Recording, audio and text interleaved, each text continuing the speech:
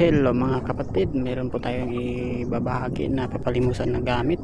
Ito yung kidlat natin na magnetic. Yan, ito'y pangkalatang depensa mga kapatid na dyan ng kidlat. Yan, malakas yan sa sa magnet. Yan ay napakalakas na pangkalatang depensa. Kung ito'y mapapagana mga kapatid, ito yan ang may mukha na nakita. Ito ipapakawalan ko na.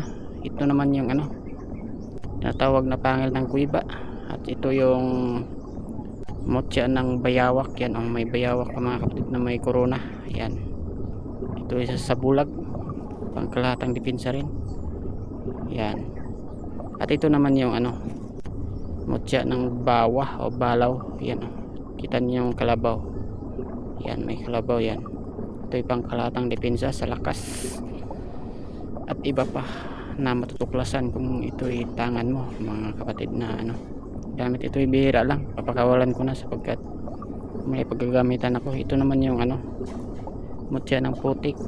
Yan, yan ang mutya ng putik. Yan ang mabagsik, parang isang kakaibang nilalang. Yan ang mukha niya. Ito yung kabibi na libon, depensa rin. At saka ito yung isang magandang uri ng kidlat. Yan, yan may mukha kasi ito'y paunahan lang mga kapatid. Ito yung tiktite, dyan ng tiktite. Ito'y pangkalatang depensa rin sa panggamutan. Yan, sa tubig.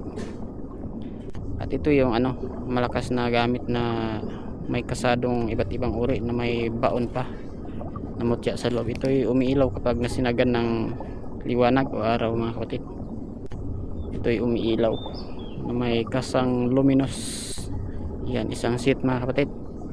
At ito naman yung yung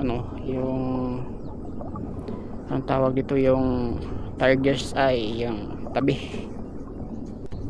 Yan mga kapatid, sa may interesado niyan mga kapatid, PM lang po kayo.